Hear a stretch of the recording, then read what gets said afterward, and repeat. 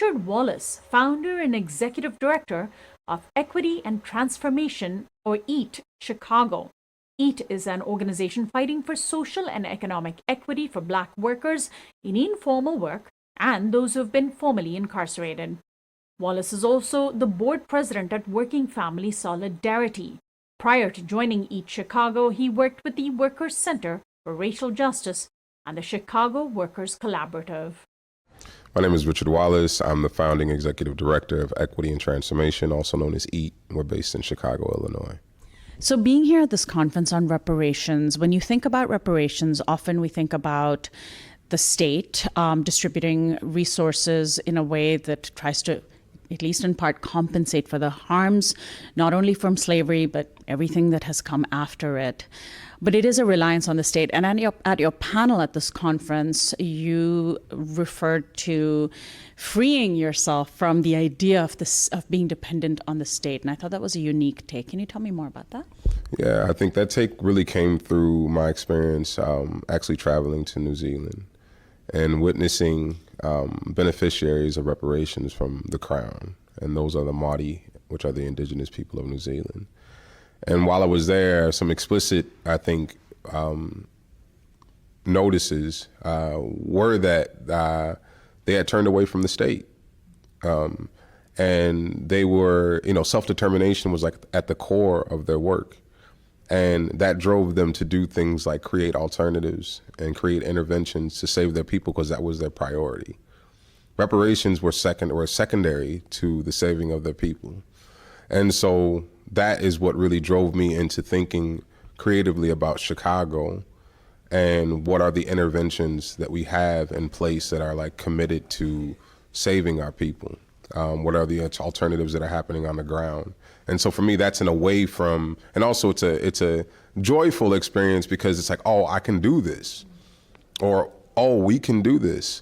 And so for me, that's like what excites me most is like this idea of restitution and the possibility that we can have an imprint on what that benchmark actually provides for our people. Because otherwise you're waiting on Congress to do the right thing. You're waiting on the political winds to fly in the right direction. Mm-hmm. And if we don't, I think one of the challenges that I've experienced as an organizer historically is that they fund us to dismantle. They don't give us any resources to rebuild. And so what happens is that often what we dismantle is then replaced by the same people who built what we just dismantled, right? And so we see that with I think a lot of the prison abolition work and us fighting to end prisons, and then they're increasing house arrests, right? So they're making our communities the new prisons, right? And so and on one hand, it's a win because they shut down this prison, or less people are going to physical prisons. But when they turn the community into one, we're like, oh, that's not what we meant. So if we don't do the front end work of dreaming and actually creating these alternatives with community, we leave that dreaming and that imagination up to, the same people who have ultimately created the systems that we're trying to solve now. What can self-determination look like? And what can you point to? What are the projects or programs and very concrete examples you can point to that show the way forward for you as a path to just restitution that's actually achievable? Yeah, I think for me, even on a small scale, I would like to develop a program that firmly commits to reconnecting our people to land, language, and lineage. I want people and Black people in Chicago to understand that their native tongue is Goon or Yoruba or Tree, right? And actually have coursework that is, and professors, which we can bring in, we have the resources to bring professors in to teach them their native language and be reconnected to the land. And so that means actually traveling and taking trips to the continent to actually feel the soil, work the land, be with their people. And then also understanding their history does not end or begin in Jackson, right? And although Jackson it is one of the most important spaces, Arkansas, a lot of the folks that are in Chicago migrated from Arkansas and Jackson, but they believe that their story begins there. And their story actually begins on the continent of Africa. And so for me, it's like that connection is a missing piece that we need to focus on, and that I think that we have the power or the agency to actually create on our own. Right? Like we can do that. Like we can bring professors in to teach our youth goon. We can build trips right home, and we can build deeper relationships with the continent. So we have this exchange, right? Where I think the articulation of what is Black culture becomes possible, right? Through understanding and reconnecting to the land. And then how does that lead to things like access to education, wealth, jobs, compensation, being able to pass generational wealth, finding equity? Yeah, I mean, I think restitution is one pillar, right? It's one that I feel like is not getting enough emphasis, so I'm lifting it up intentionally. Compensation is super important, right? Compensation is so important. The guarantees of non-repetition, so important. But a lot of both guarantees of non-repetition and compensation are state-facing, right? When we're talking about guarantees of non-repetition, we're talking about the state closing the door and shutting the door on the harms related to chattel slavery and ensuring that it'll never happen again. Compensation requires banks and the state, right, to actually give the money back that they stole as it relates to Black labor. The other pillars like rehabilitation and restitution are pillars that we can be proactive in. And so for me, I feel like there's more creativity. And for me, in my place, in my position within the world and within the work, what I'm most interested in at this time is exploring rehabilitation and restitution and how we, as people who have been invested in, right, with social capital, et cetera, can give back to the community in ways that address those pillars. There is a history, right, and especially in the Black community, of self-determination and programs that the Black Panther Party put together that offer models. Are those things that you look to? Oh, most definitely. And I feel like those in Chicago, what won people to the party was the breakfast program. Is actually providing a viable alternative to the state. And that was very threatening to the state because the state wanted us dependent on the state, not dependent on the people. And that is, I feel like, part of capitalism and the role that capitalism plays is this rugged individualism, right? I. Part of the reparations and restoring ourselves to a community is that it's not I anymore, it's we. And that providing breakfast may be a very simple, and some people are like, we got to go to the most intellectual, It's like, no, very simple. Provide breakfast. Our babies are going to school we're living in food deserts. We don't have access to fresh produce, et cetera, Create a produce campaign. Provide breakfast, provide a child care program.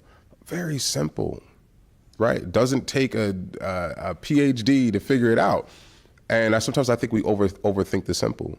And the simple can be exactly what the people need at that moment. When you reach out to people through the basic needs like food, is that also then the starting point of a conversation you can have with them about things like reparations? Yeah, and I think our people have been inundated with campaigns and demands that this is for this. This is no. Sometimes we need to give for the sake of giving, and not necessarily for the reward at the end. And I think that through that, right, giving for the sake of giving, doing for the sake of doing, we dismantle some of those ideologies around rugged individualism, around me, and being consistent, right? Because our people have seen pop-up survivability mechanisms, right? You know what I'm saying? Like, we've seen it before. So we're talking about creating a consistent pulse in the community that is actually, in direct conflict with the norm. That could be hugging, right? That can be looking people in the eyes. That can be breakfast. That can be childcare. That can be all the other things that our folks necessarily need. That is the opposite of the norm right now. And I don't think it takes a lot of resources to do those things. Going back to what you started out saying in New Zealand, you saw the example of a community, an indigenous community that had been survived colonization, winning what they needed to win by not focusing on the state, did they get reparations from the state without having to directly lobby the state? No, I think the lobbying came later, right? I think what was most important to them is saving their people, from my perspective, right? And that in the effort of saving their people, they began to create alternatives. Those alternatives became successful. And so they're defendable as alternatives, right? And so the Crown then adopts these alternatives because they're working. They're no longer, so once they become proven, proof of concept essentially, they work. But then those people who became aware and reconnected to their land, their language, and their lineage became the force behind the reparations movement. And so for me, it's like, reparations may not be the entry point. It could be breakfast, right? But the end goal is this collective people who are and also I forgot to mention on the panel, they focused on healing. It was a campaign for healing, and they considered reconnecting around land, language, and lineage components of the healing process. So this journey towards healing, right? And coming from a city where, I believe like 700 people are murdered that look like me every year, and the perpetrators look just like me, right? Of those violent attacks, and the police target me. I live every day with a certain amount of trauma in my body. So it's impossible for me to think that it's important for them to stand up and stand on a podium and talk about House Bill, HB, whatever, when they're facing death, right? Or they've experienced harm at home, and we ain't unpacking that for them, right? And so for me, it's like super important to really, I hear a lot of slogans like show up as my whole self, but are you talking to the community like that?